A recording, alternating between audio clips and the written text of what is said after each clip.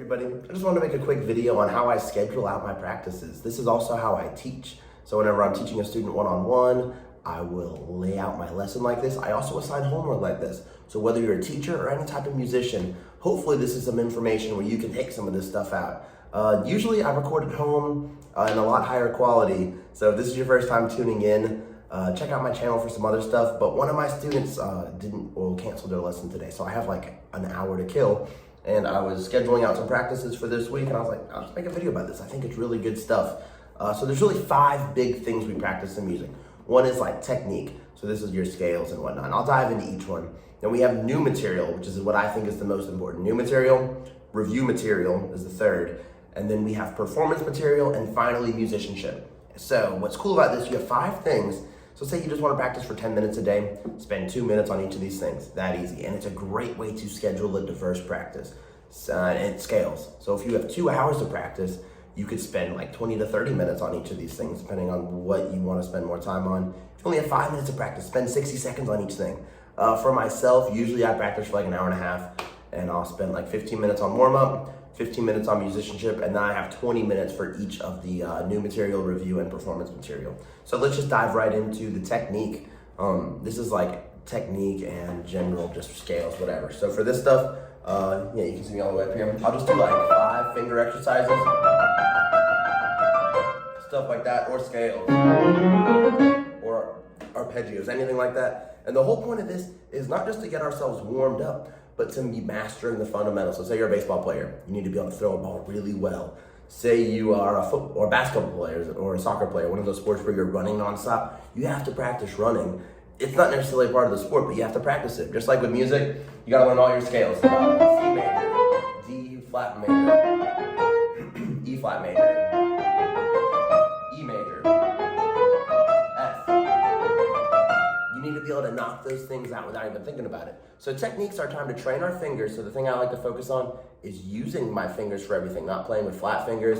I really think about how I'm sitting in the chair, how I'm feeling. This is also a time to get my mind on straight for what I'm about to practice, because this is kind of mindless stuff. I can just play through, focus on keeping everything relaxed and loose.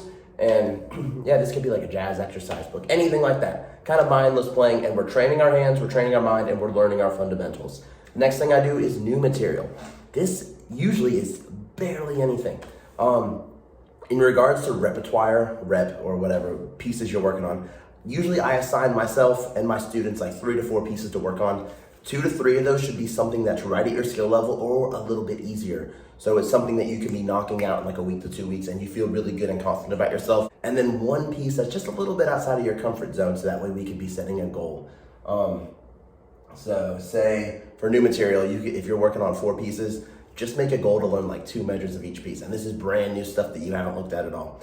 And then for review material, this is stuff that you worked on yesterday that was once new material. Now you can review it. It's actually so incredible. If you're just drinking water and taking breaks and getting good sleep at night, if you are focusing for just 5 minutes, you come back to it the next day, you'll be so surprised that it's ready to review right there.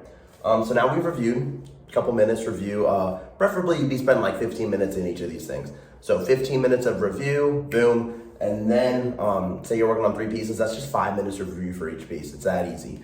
And then we go to performance material. So this, typically in the new and the review, we're just taking like 2 to 4 measures at a time, or maybe 1 page of an 8-page piece, something like that. For the performance time, this is our time to work on our endurance and really test our memory. So I don't use music at all for the performance time, and I really think about how does this feel. Sometimes I'll record myself as a tool. I actually read a book that was published in like 2004 recently, and it was talking about using a recording device, and it was like go to your store, Best Buy or whatever, Circuit City, and buy a tape recorder and some disposable tapes. And I was like, when is this book written? And it was only like 15 years ago. So that's just to show how far we've come, that we have this little device with us all the time, no matter what kind of phone you have. You can just record yourself and analyze how it presents itself. So then we work on performance material. And a big thing about that too, when we film ourselves, we can see what we look like when we're performing, or like how our body looks. As weird as that is, it makes a big difference. And then finally, the 5th thing we work on is musicianship. So this could be sight reading, this could be improvisation, anything like that. This could even be studying music theory, or listening to the pieces that you're learning, or watching an educational YouTube video. Like and subscribe. and this can be your musicianship section, anything like that. And so for musicianship, it could even be like sight singing or practicing on a different instrument just for fun. Whatever you want to do. And I like to do that because it kind of takes you out of the monotony. You can even do that away from your instrument. It can be anything. This could be reading rhythms or even like reading music history, literally anything. So just like that, say you have 30 minutes to kill. Spend 5 to 6 minutes in each of these sections, and you just created a really nice, diverse practice plan. So that's all I got for today. I'm getting back to work, and I will see you guys next time.